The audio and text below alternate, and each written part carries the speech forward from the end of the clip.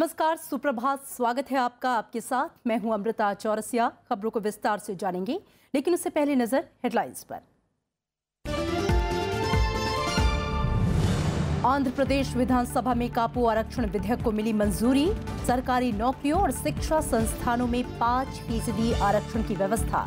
मुख्यमंत्री चंद्रबाबू नायडू ने कहा, पिछड़ी जातियों के मौजूदा आरक्षण पर नहीं पड़ेगा असर।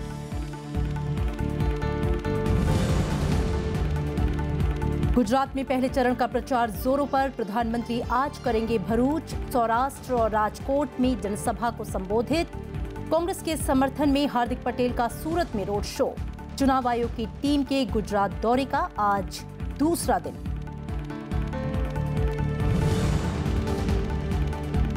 चाबहार बंदरगाह के उद्घाटन से पहले तेहरान पहुंची विदेश मंत्री सुषमा स्वराज। ईरानी समकक्ष जावेद जरीफ के साथ बैठक में आपसी हितों के मुद्दों पर की चर्चा। राष्ट्रपति हसन रूहानी आज करेंगे बंदरगाह के पहले चरण का उद्घाटन।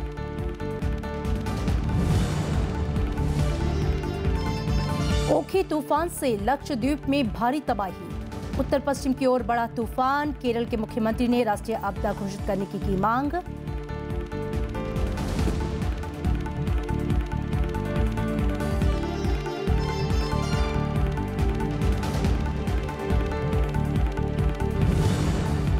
और दिल्ली टेस्ट में भारत की ठोस शुरुआत। आज 371 रन से आगे खेलेगी टीम इंडिया। हॉकी विश्व लीग फाइनल में भारतीय टीम इंग्लैंड से 2-3 से हारी।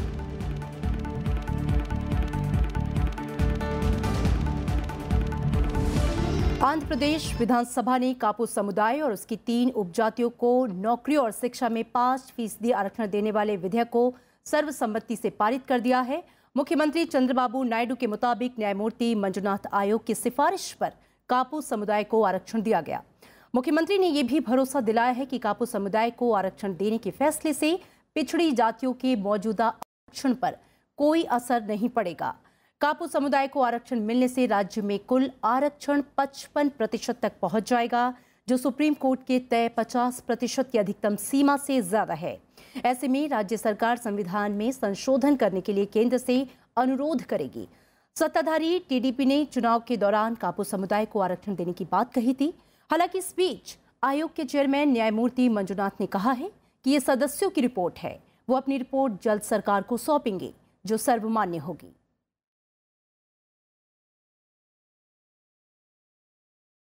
और अब गुजरात विधानसभा चुनाव से जुड़ी खबरें।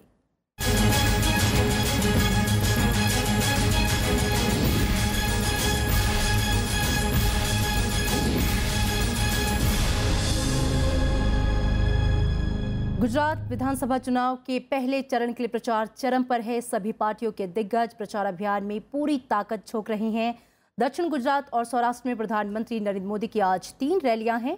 वो आज दक्षिण गुजरात के भरूच और सौराष्ट्र के सुरेंद्रनगर और राजकोट में जनसभाओं को संबोधित करेंगे, जबकि सोमवार को प्रधानमंत्री वलसाड के धर्मपुर और सौराष्ट्र के भावनगर, जूनागढ़ और जामनगर में रैलियों को संबोधित करेंगे। पहले चरण में सौराष्ट्र और दक्षिण गुजरात की 89 सीटों पर 9 दिसंबर को मतदान होगा, जबकि दूसरे चरण की 93 सीटों के लिए 14 दिसंबर को वोट डाले जाएंगे और वोटों की गिनती 18 दिसंबर को होगी। प्रधानमंत्री नरेंद्र मोदी के अलावा आज बीजेपी के कई वरिष्ठ नेता और केंद्रीय मंत्री भी चुनाव प्रचार करेंगे। मुख्यमंत्री विजय रूपानी सूरत में रोड शो करने वाले हैं। वहीं पाटीदार नेता हार्दिक पटेल भी आज कांग्रेस के समर्थन में सूरत में ही रोड शो करेंगे। इसके अलावा कांग्रेस के कई वरिष्ठ नेता भी राज्य में चुनाव अभियान में हिस्सा लेंगे। मुख्य चुनाव आयुक्त अचल कुमार ज्योति की अगुवाई में चुनाव आयोग की टीम के गुजरात दौरे का आज दूसरा दिन है। आज राज्य के मुख्य चुनाव अधिकारी, पुलिस महानिदेशक और मुख्य सचिव के साथ बैठक होगी। इससे पहले कल चुनाव आयोग की टीम प्रशासनिक अधिकारी और पुलिस अधिकारियों से मिली और कानून व्यवस्था की जानकारी ली। साथ ही चुनाव तैयारियों की समीक्षा भी की। आयोग ने विभिन्न राजनीतिक पार्टियों के नेताओं से भी मुलाकात की। कांग्रेस ने चुनाव आयोग से संवेदनशील जगहों पर पर्याप्त सुरक्षा मुहैया कराने की अपील की। साथ ही ईवीएम में स्ट्रांग रूम में जैमर लगाने की भी मांग की।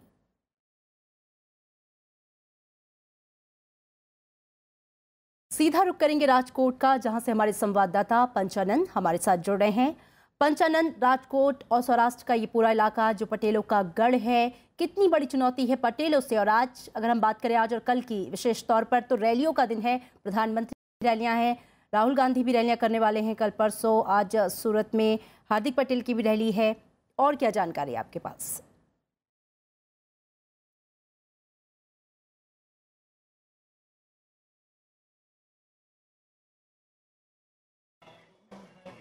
देखिए अमृता, जैसे जैसे चुनाव की तारीख नजदीक आती जा रही है, 9 तारीख को पहला फेज है, पहले चरण में वोट डाले जाएंगे, वैसे वैसे जो सरगर्मी है चुनाव की बिल्कुल चरम पर पहुंच चुकी है। प्रधानमंत्री नरेंद्र मोदी एक बार फिर लौटे हैं चुनाव प्रचार में। आज और कल उनकी रैलियां हैं। आज के जहां हम खड़े हुए हैं राजकोट, यहाँ शाम को उनकी रैली होने वाली है। दिन भर में वो 3 रैलियां करेंगे। जो सीएम विजय रूपाणी है वो उनके साथ होंगे। उसके अलावा अलग से वो रैलियां करेंगे। राहुल गांधी भी प्रचार में लौटेंगे। जैसे 2 दिन आज और कल प्रधानमंत्री की रैलियां हैं, तो उसके बाद वो मंगलवार और बुधवार को राहुल गांधी की रैलियां हैं। तो इस तरह से हार्दिक पटेल का सूरत में रोड शो है। तो ये कहा जाए कि जो ये पूरा इलाका है सौराष्ट्र का, ये बहुत ही एक तरह से अपने आप में इसका बहुत अहम महत्व है, क्योंकि 50 के आसपास सीटें यहाँ पर आती हैं।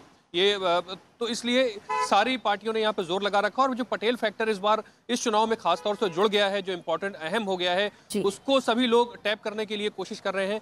मनाने की कोशिश हो रही है कि भाई पटेल या तो बीजेपी परंपरागत वोट उनके साथ आ जाएं, कांग्रेस के साथ ना जाए। बीजेपी की कोशिश ये है। वहीं हार्दिक पटेल लगातार कह रहे हैं कि बीजेपी के खिलाफ वोट किया जाए। तो ये सारी चीजें यहाँ पर हमको देखने को मिल रही हैं और देखना होगा कि पटेल किस तरह से वोट करते हैं।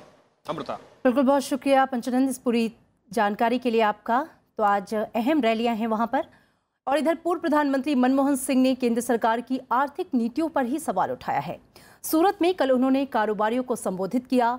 मनमोहन सिंह ने जीडीपी के ताजा आंकड़ों को यूपीए सरकार के मुकाबले अभी भी कम बताया। उन्होंने कहा कि नोटबंदी और बिना तैयारी के लागू किए गए जीएसटी से देश के कारोबारियों को नुकसान हुआ। गुजरात विधानसभा चुनाव में कांग्रेस पार्टी के दिग्गज नेता लगातार प्रधानमंत्री नरेंद्र मोदी को घेरने में जुटे हैं। शनिवार को पूर्व प्रधानमंत्री मनमोहन सिंह भी गुजरात पहुंचे और चैम्बर ऑफ कॉमर्स के सूरत के कारोबारियों को संबोधित किया। इस मौके पर पूर्व प्रधानमंत्री ने कारोबारियों को नोटबंदी और जीएसटी के नुकसान गिनाए। Apart from the problem of multiple rates, there are loopholes in the administrative arrangements for the implementation of GST. In particular, small businesses, traders and exporters have serious concerns which need to be addressed. Small scale and middle scale businesses, their problems require serious attention. Delhi की पूर्व मुख्यमंत्री शीला दीक्षित ने party के लिए अहमदाबाद में प्रचार किया। उन्होंने कहा कि कांग्रेस पार्टी चुनावों में बेवजह के मुद्दों को तूल नहीं देती। कांग्रेस पार्टी अगर जो कभी भी चुनाव कहीं पर भी लड़ती है तो विकास के नाम पर लड़ती है और जीतती भी विकास के नाम पर है। हमने कभी ना तो धर्म को, ना जाति को, ना बिरादरी को कभी मुद्दा नहीं बताया। हाँ, ये हम जरूर चाहते हैं कि सब बिरादरी के, सब जाति के लोग रिप्रेजेंट हो सके, जहाँ तक हो सकता है। कोई ऐसा ना हो कि रिप्रेजेंट नहीं हुआ, लेकिन ऐसा नहीं है। इससे पहले कांग्रेस उपाध्यक्ष ने राज्य में शिक्षा व्यवस्था का मुद्दा उठाया। उन्होंने ट्विटर पर लिखा कि गुजरात में शिक्षा व्यवस्था की स्थिति बेहाल है और महंगी फीस से छात्रों पर बोझ बना हुआ है। शुक्रवार को राहुल गांधी ने गुजरात में निजी कंपनियों से बिजली खरीदने पर सवाल उठाया था। गुजरात में इसी महीने 9 दिसंबर और 14 दिसंबर को मतदान होना है। 182 सीटों वाले गुजरात विधानसभा चुनाव का परिणाम 18 दिसंबर को हिमाचल प्रदेश के चुनाव नतीजों के साथ आएगा। Bureau report, Rajya Sabha TV. BJP ने गुजरात चुनाव को जातिवाद बनाम विकासवाद की लड़ाई करार दिया है। पार्टी अध्यक्ष अमित शाह ने कांग्रेस पर जाति की राजनीति का आरोप लगाया, तो वहीं वित्त मंत्री ने सरकार के आर्थिक सुधारों के जरिए विकास की तेज रफ्तार में गुजरात के साथ को अहम बताया। बीजेपी गुजरात के चुनाव प्रचार में पूरा जोर लगा रही है। बीजेपी अध्यक्ष अमित शाह ने शनिवार को गिर सोमनाथ में रैली की और कांग्रेस पर जातिवाद की राजनीति का आरोप लगाया। कांग्रेस पार्टी गुजरात के अंदर जातिवाद અને વંશવાદના આધાર પર ચૂંટણી લડવા માંગે છે અને ભારતીય जनता पार्टी विकासवादના आधार पर चूंटनी लड़वा मांगे। केंद्रीय वित्त मंत्री अरुण जेटली ने शनिवार को सूरत प्रचार किया। उन्होंने कहा कि बीजेपी शासन में गुजरात लगातार विकास के रास्ते पर जा रहा है। अरुण जेटली ने कहा कि केंद्र सरकार के फैसलों से अर्थव्यवस्था में तेजी और निवेश बढ़ा है। Industrialization, it's the most industrialized state in India in terms of port economy. In terms of agricultural growth, it has maintained a double-digit growth. And it's, in terms of infrastructure, it probably has one of the best in the country. जो Bharatiya Janata party को आरंभ से कह रहा है कि आप pro trader हो, आज वो मगरमच्छ के आंसू बहाने लग पड़ा। वित्त मंत्री ने जीएसटी और नोटबंदी के फैसले का बचाव किया। साथ ही गुजरात चुनाव प्रचार के दौरान राहुल गांधी के मंदिरों में जाने को लेकर तंज कसा। हिंदुत्व समर्थक दल माना गया, अगर दूसरे हमारी नकल करते हैं तो मुझे क्या शिकायत हो सकती है? There is a basic principle, when the original is available, why should people prefer a clone? इसके अलावा बीजेपी के कई अन्य केंद्रीय मंत्री भी प्रचार में जुटे हैं। केंद्रीय गृह मंत्री राजनाथ सिंह, सूचना प्रसारण मंत्री स्मृति ईरानी और मध्य प्रदेश के मुख्यमंत्री शिवराज सिंह चौहान ने शनिवार को गुजरात में अलग अलग जगहों में चुनावी सभाएं की। Bureau report, Rajya Sabha TV. देश भर के लिए नमक पैदा करने वाले गुजरात के अगारी जनजाति की खुद की जिंदगी बेरंग और मुश्किल में है। कच्छ में रहने वाले इन नमक मजदूरों तक मोटे फायदे वाले व्यापार का कोई फायदा नहीं पहुंचता। अगारी जनजाति के लोग बीमारी और तंगहाली में जीने को मजबूर हैं। हालांकि प्रशासन इन्हें स्वास्थ्य समेत कई सुविधाएं मुहैया कराने का दावा कर रहा है। ये हैं नमक मजदूर सुनील, अगारिया जनजाति के। पीढ़ियों से नमक बनाने का काम करते हैं। गुजरात के कच्छ स्थित गांधी धाम में नमक की बड़ी फैक्ट्रियों को नमक बनाकर इन जैसे मजदूर ही भेजते हैं। परिवार के 8 लोगों का पालन पोषण इसी नमक से होता है। भले ही इसकी बड़ी कीमत उन्हें शरीर गलाकर ही क्यों न चुकानी पड़े। कच्छ की तेज धूप में समुद्र के पानी से नमक निकालने में उनकी आंखें भी जवाब दे जाती हैं। ये तो मजबूरी है, ये करना पड़ता है। अच्छा, अगर कोई दूसरा मिले तो वो भी करते सकते। काम तो करना चाहिए ना, खाने पीने के लिए। यहाँ क्या दिक्कतें आती हैं काम करने के लिए? जैसे हाथ में ये देखो, ये पड़ जाते हैं। जमीन मालिक ठेकेदार से सालाना नमक पैदा करने का करार करता है। बदले में ठेकेदार उन्हें एडवांस में कुछ पैसा और पीने का पानी मुहैया कराता है। 15 दिन में 1 दिन पीने का पानी टैंकर इन टैंक में डाल जाता है। जिस पानी से हम शायद हाथ भी न धोएं, उसे ये लोग और छोटे छोटे बच्चे पीने को मजबूर हैं। स्वच्छ भारत अभियान के शौचालय भी इन्हें मुहैया नहीं हैं। आधार कार्ड नहीं, चूड़ी कार्ड नहीं, सरकार में मती कोई मने जवाब देતું નથી। કોઈ ધ્યાન નથી અમને। અમે મજૂર અમે શું કરી બોલો? नहीं कार्ड, नहीं आधार कार्ड, नहीं चूड़ी कार्ड, तो हमें क्या जाइए हमें? नमक भले ही बाजार में 20 से 25 रुपए किलो बिकता हो, लेकिन अगारिया मजदूरों को प्रति टन महज 215 रुपए के हिसाब से ठेका मिलता है। मॉनसून के वक्त ये अगारिया 4 महीने बेकार रहते हैं। नमक कारोबार से जुड़ी एसोसिएशन का भी कहना है कि अगारियाओं के लिए सरकार को कदम उठाने चाहिए। जहाँ नमक पकता है उस एरिया के अंदर पानी पहुँचाना खास जरूरी है, और उसके लिए हमने सजेशन तो भेज ही दिया कि इस टाइप से आप करोगे तो पानी मतलब मिल सकता है। एसोसिएशन तो क्या कर सकती है? एसोसिएशन तो रजूआत कर सकती है गवर्नमेंट में कि भाई ये अगर ये तकलीफ है कि इसके लिए आप कुछ करो। एसोसिएशन तो और तो कुछ नहीं कर सकती ना। प्रशासन का दावा है कि अगारिया जनजाति के लिए सरकार की ओर से स्वास्थ्य और पेयजल की सुविधा समेत कई तरह की मदद मुहैया कराई जा रही है। हमारा हेल्थ डिपार्टमेंट जो है, बराबर, वो मोबाइल वाहन चलाती है, बराबर, इन ईच एरियाज वीक में 2 बार या 3 बार, बराबर, एज पर रिक्वायरमेंट वो जाते हैं और सबको चेक करते हैं। और पानी जो है, पानी water, drinking water is provided by the Gujarat water supply sewerage board, और उनको फंडिंग हम करते हैं। डेली जाता है वाटर टैंकर। सेफ्टी किट में गमबूट्स रहता है, ग्लोव्स रहता है, हैंड ग्लोव्स रहता है, गूगल्स रहता है और कैप रहती है।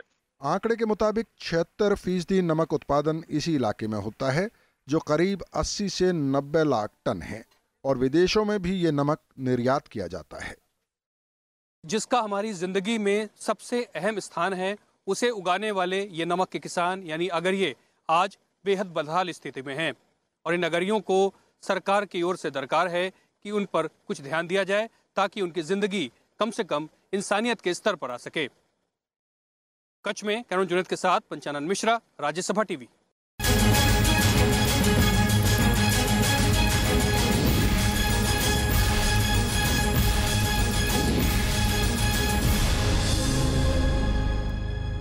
और अब कुछ और खबरें। बीजेपी ने 21 दिसंबर को 5 विधानसभा सीटों पर होने वाले उपचुनाव के लिए उम्मीदवारों के नामों की घोषणा कर दी है। उत्तर प्रदेश में सिकंदरा सीट से पार्टी ने मथुरा पाल के बेटे अजित पाल को उम्मीदवार बनाया है। मथुरा पाल के निधन के कारण इस सीट पर चुनाव कराया जा रहा है।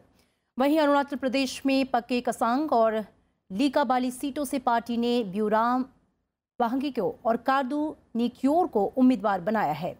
तमिलनाडु की आर के नगर सीट पर पार्टी ने कारू नागार्जुन को उतारा है, तो वहीं पश्चिम बंगाल में सबांग सीट से अंतरा भट्टाचार्य को प्रत्याशी बनाया गया है। उत्तर प्रदेश के मुख्यमंत्री योगी आदित्यनाथ ने कल दिल्ली में प्रधानमंत्री नरेंद्र मोदी से मुलाकात की। राज्य में शहरी स्थानीय निकायों के चुनाव में बीजेपी की भारी जीत के एक दिन बाद ये मुलाकात हुई। प्रधानमंत्री नरेंद्र मोदी ने कहा कि पार्टी की ये जीत लोगों की बेहतरी के लिए और अधिक काम करने के लिए प्रेरित करेगी।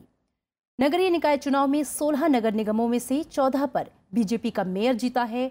वहीं 198 नगर पालिका परिषद में पार्टी के 70 अध्यक्ष निर्वाचित हुए। 438 नगर पंचायत में बीजेपी ने 100 जगहों पर जीत दर्ज की है। उपराष्ट्रपति एम वेंकैया नायडू कल असम के गुवाहाटी पहुंचे। एयरपोर्ट पर असम के राज्यपाल जगदीश मुखी और मुख्यमंत्री सर्बानंद सोनोवाल ने उनका स्वागत किया। राजभवन पहुंचने पर उपराष्ट्रपति ने दिव्यांगजनों के संगठन के प्रतिनिधियों से मुलाकात की। अंतर्राष्ट्रीय दिव्यांगजन दिवस पर रविवार को गुवाहाटी में एक कार्यक्रम का आयोजन होगा, जहां पर उपराष्ट्रपति मुख्य अतिथि के तौर पर शिरकत करेंगे।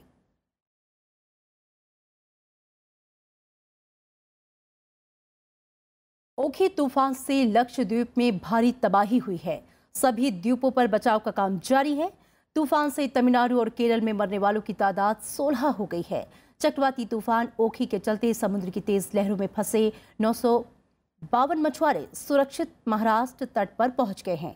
केरल के मुख्यमंत्री पिनराई विजयन ने केंद्र सरकार से ओखी तूफान को राष्ट्रीय आपदा घोषित करने की मांग की है। चक्रवाती तूफान ओखी की वजह से लक्षद्वीप, केरल और तमिलनाडु में लोगों की मुश्किलें बढ़ गई हैं। कई गांव में पानी भर गया है, जिससे हजारों एकड़ में फैली रबड़ की खेती बर्बाद हो गई है। लोगों को राहत शिविरों में शरण लेनी पड़ी है।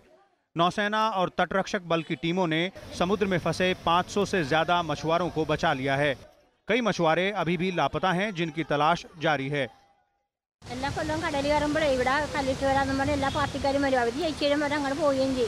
भारी बारिश और आंधी से लक्षद्वीप से मिनिकॉय और कल्पेनी द्वीप पर सबसे ज्यादा तबाही हुई है। कई मकान क्षतिग्रस्त हो गए हैं। साथ ही यातायात, संचार व्यवस्था और बिजली आपूर्ति को नुकसान पहुंचा है। मौसम विभाग के मुताबिक ओखी तूफान अगले 24 घंटे में और तेज होगा और पश्चिम उत्तर पश्चिम दिशा में आगे बढ़ते हुए पूरे लक्षद्वीप को चपेट में ले सकता है। समुद्र में ऊंची लहरें उठने का अलर्ट जारी किया गया है। There are about 130 fishermen presently missing from Trivandrum district, and from the neighboring Kanyakumari district there is an equal number of fishermen and lots of crafts in the deep sea floating. Kerala के मुख्यमंत्री पिनराई विजयन ने तूफान से मरने वालों के परिवार को 10-10 लाख रुपए मुआवजा देने का ऐलान किया है। केंद्रीय गृह मंत्रालय राज्य सरकारों से लगातार संपर्क बनाए हुए है। प्रधानमंत्री नरेंद्र मोदी ने तूफान से हुए नुकसान की भरपाई के लिए राज्यों को हर मुमकिन मदद देने का भरोसा दिलाया है। Bureau report, Rajya Sabha TV. Chabahar बंदरगाह के पहले चरण का आज उद्घाटन होना है। ईरानी राष्ट्रपति हसन रूहानी इसकी शुरुआत करेंगे। बंदरगाह ईरान के दक्षिण पूर्व सिस्तान बलूचिस्तान प्रांत में स्थित है। चाबहार बंदरगाह परियोजना के पहले चरण को शाहिद बेहिश्ती बंदरगाह के तौर पर जाना जाता है। उद्घाटन के दौरान भारत, अफगानिस्तान और क्षेत्र के कई अन्य देशों के प्रतिनिधियों के मौजूद रहने की उम्मीद है। भारत की तरफ से सड़क परिवहन, राजमार्ग और जहाजरानी मंत्री नितिन गडकरी समारोह में हिस्सा लेंगे। पाकिस्तान को दरकिनार करते हुए इस बंदरगाह के जरिए ईरान, भारत और अफगानिस्तान के बीच एक नया रणनीतिक मार्ग खुल गया है। चाबहार बंदरगाह पहले चरण के उद्घाटन से ठीक एक दिन पहले विदेश मंत्री सुषमा स्वराज शनिवार को रूस से लौटते वक्त तेहरान में रुकी और अपने ईरानी समकक्ष जावेद जरीफ के साथ आपसी हित के मसलों पर चर्चा की। सुषमा रूसी शहर सोची में शंघाई सहयोग संगठन की सालाना बैठक में हिस्सा लेकर लौट रही थीं। विदेश मंत्रालय के प्रवक्ता रवीश कुमार ने ट्वीट कर बताया कि दोनों नेताओं ने भारत ईरान संबंधों के विभिन्न पहलुओं समेत आपसी हितों के मुद्दों पर विचार विमर्श किया।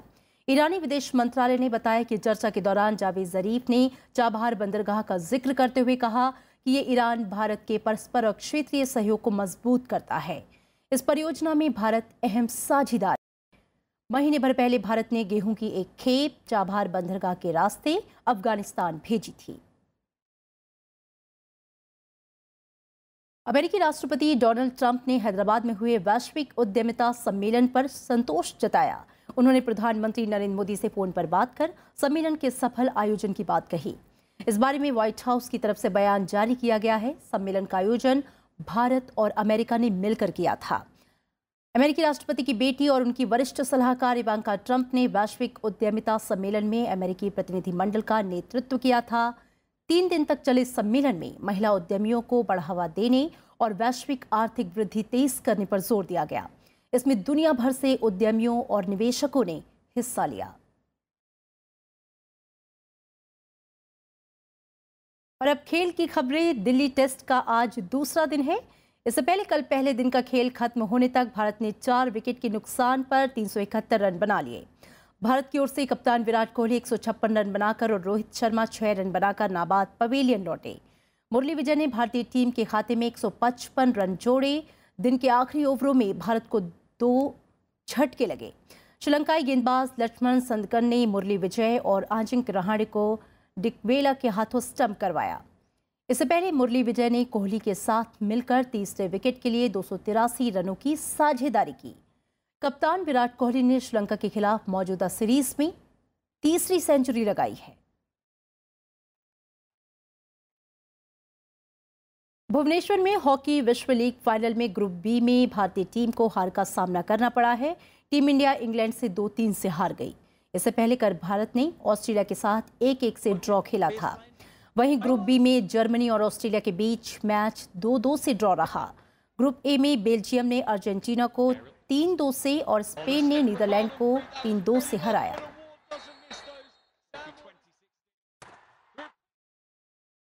भोपाल गैस त्रासदी के 33 साल हो गए, लेकिन हादसे का दर्द आज भी लोगों के पर नजर आता है।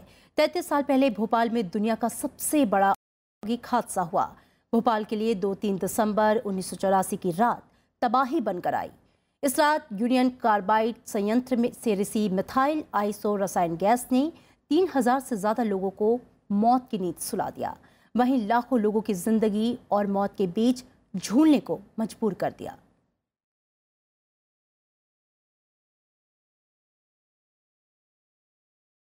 हम गैस में यहीं पर थे जिस रात गैस निकली थी। उस रात हम थे और हमारी एक बड़ी लड़की हमारी गोदी में थी 1 साल की। तो उस टाइम उसे इतनी गैस लगी कि वो 31 साल के बाद खत्म हो गई। हमारा बड़ा लड़का खत्म हो गया, 22 साल का होके, लड़की 7 साल की होके खत्म हुई। 25 हजार दिए बस, इसके अलावा हमें और कुछ नहीं दिया, कोई सहायता नहीं है। आज देश के पहले राष्ट्रपति देशरत्न डॉक्टर राजेंद्र प्रसाद की जयंती है। सादगी, सेवा, त्याग, देशभक्ति और स्वतंत्रता आंदोलन में खुद को समर्पित कर देने वाले डॉक्टर राजेंद्र प्रसाद का जन्म 3 दिसंबर 1884 को बिहार के सीवान जिले में जीरादेई गांव में हुआ। महात्मा गांधी ने उन्हें अपने सहयोगी के रूप में चुना था। वो स्वतंत्रता आंदोलन के प्रमुख नेताओं में से थे, जिन्होंने भारतीय राष्ट्रीय कांग्रेस के अध्यक्ष के रूप में प्रमुख भूमिका निभाई। देश में उनकी लोकप्रियता को देखते हुए उन्हें राजेंद्र बाबू या देश रत्न कहकर पुकारा जाता है। देश रत्न की जयंती पर प्रधानमंत्री नरेंद्र मोदी ने उनके योगदान को याद किया और श्रद्धांजलि दी।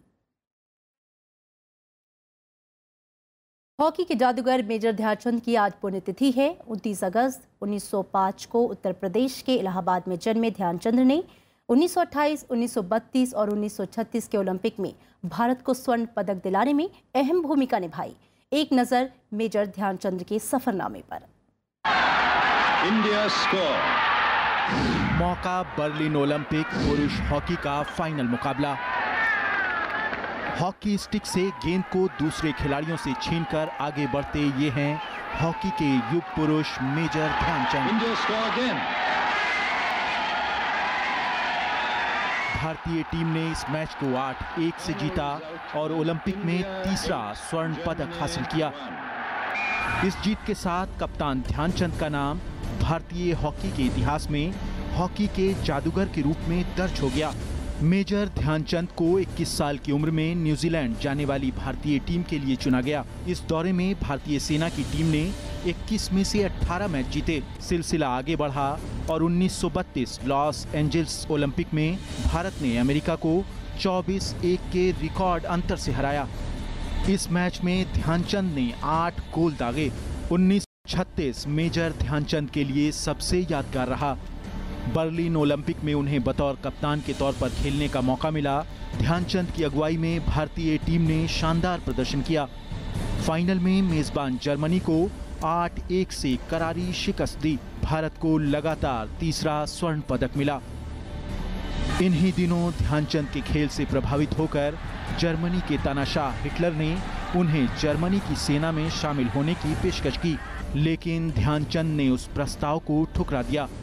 1948 में 43 साल की उम्र में ध्यानचंद ने अंतर्राष्ट्रीय हॉकी को अलविदा कह दिया।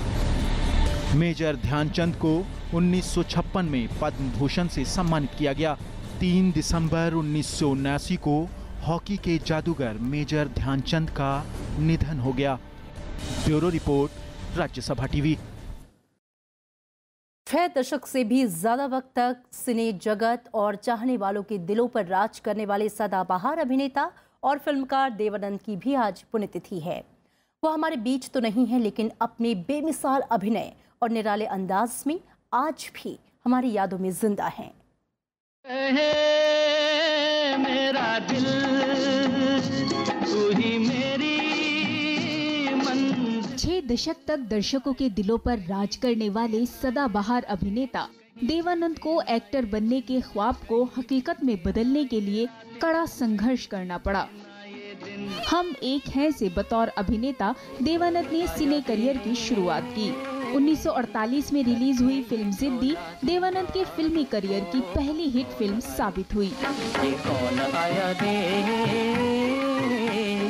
करके ये 16 सिंगार, कौन आया। गुरु दत्त के निर्देशन में बनी फिल्म बाजी की सफलता के बाद देवानंद ने कभी पीछे मुड़कर नहीं देखा। छोटे से कसूर पे ऐसे वो खफा, रूठे तो हुजूर थे मेरी क्या खता। उनकी संवाद अदायगी की भी एक खास अदा थी। जब दरवाजा खुला तो मैं दंग रह गया।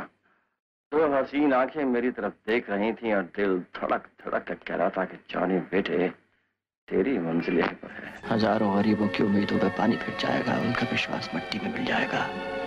मुझे क्या समझेंगे?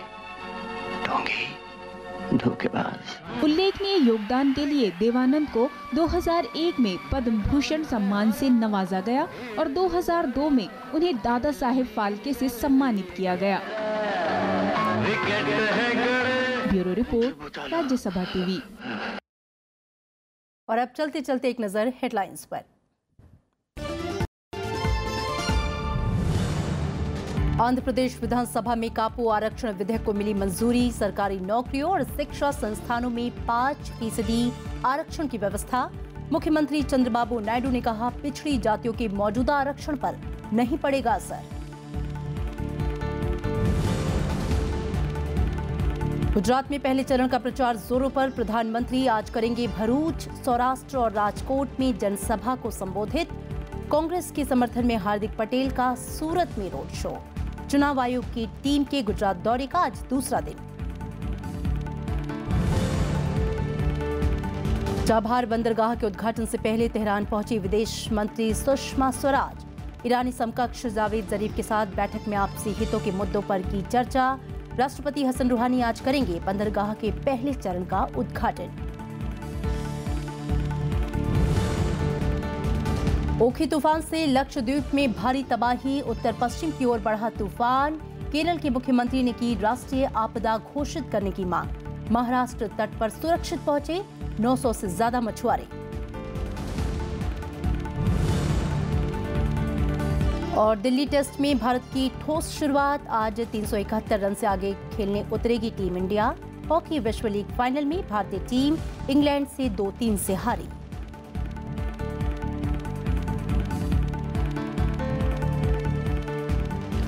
और फिलहाल खबरों में इतना ही। आगे देखिए गुजरात चुनाव पर खास पेशकश।